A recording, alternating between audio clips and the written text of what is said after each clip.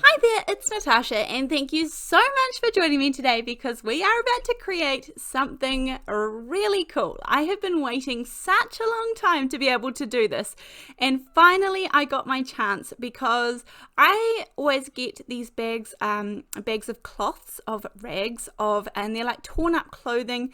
We get them from the second-hand shop. It's once clothing has been used and probably used to the end of its life, and then it gets ripped up into cloths or rags or anything like that, and we use them here in our house. I also do the same with our clothes, obviously, but when this one came out of the bag, I knew exactly what I wanted to do with this. Now, it looks in perfect form to me.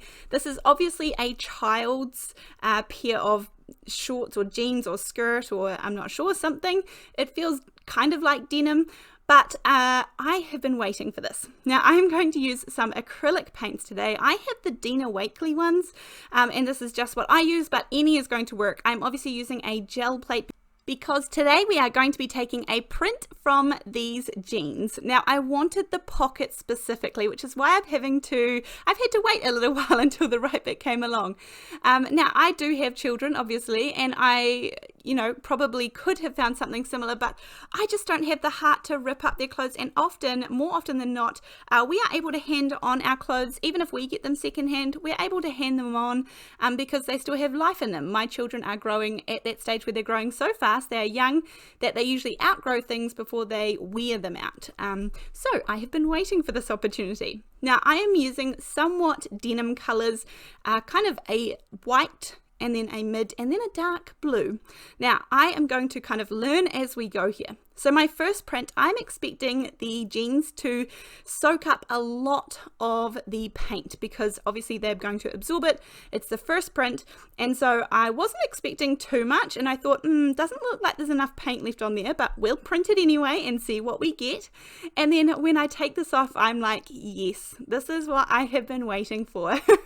So I was so excited to do this.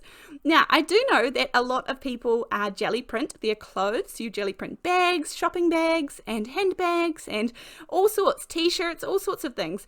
Now once this acrylic paint dries on clothing, it's going to be permanent pretty much, and so I know that maybe you just have an artistic flair and you can just decorate a pair of pants or jeans or something like that.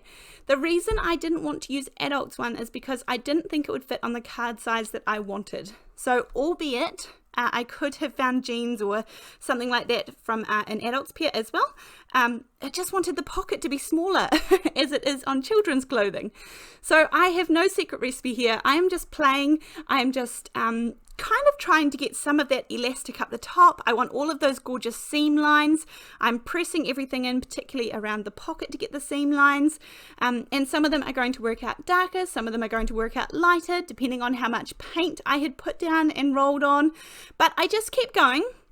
And I was really having a whole lot of fun. You could definitely wait for the acrylic paint to dry and then do a whole nother color if you wanted to, or just keep going with the colors and see what happens. So I was just having so much fun, and I will just tell you, I kept going for a bit. But I'm going to stop here and just show you the prints that I have so far because I want to show you how I made these into a card. Now this card, I am not going to lie, I am going to make more of these. So these are the 5 I had. You can see that they're all very different, they're varying shades.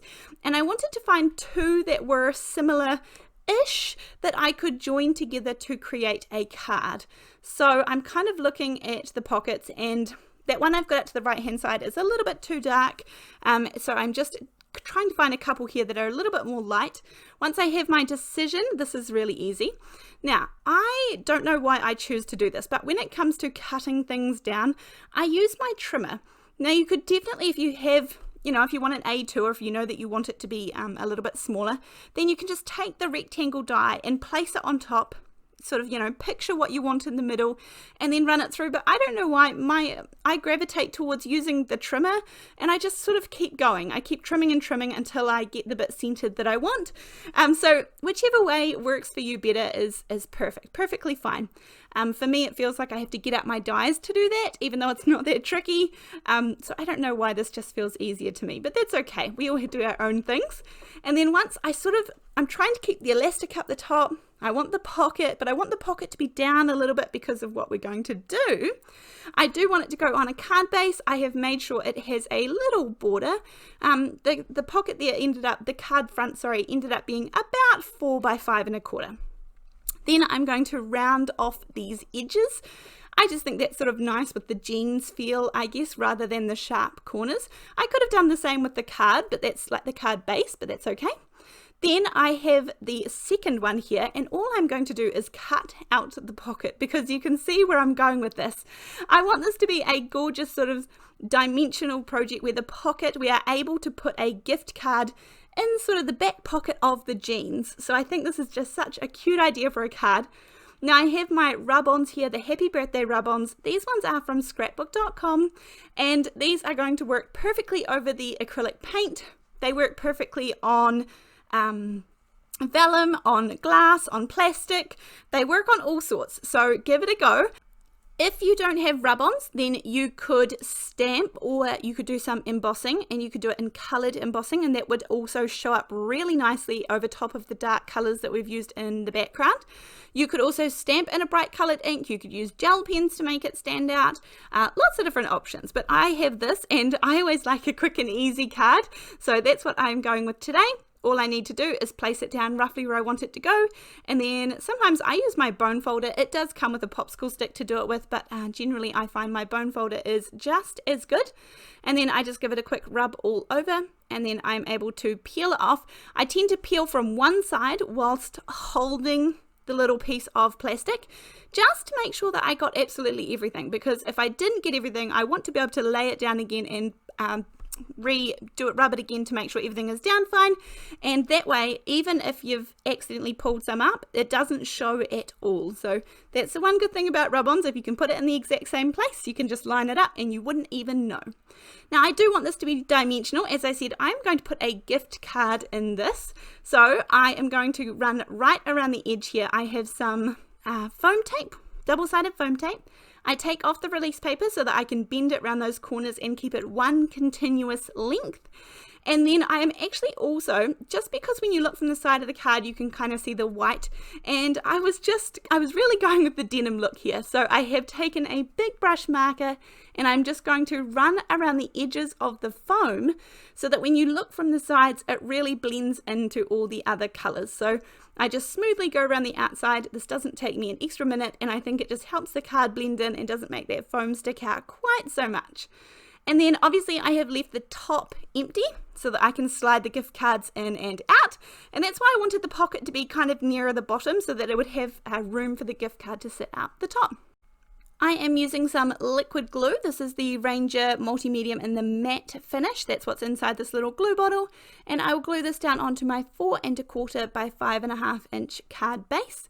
And then all I need to do, because I've already taken off the release paper from my pocket, I just can stick my pocket and it just sits exactly on top of the other one. So super, super easy, and it just lines up. If you wanted to, if you didn't have a second print, I could absolutely carefully cut in that one with a craft knife or something and pop it up the same. That would be fine, absolutely fine if you just had one print.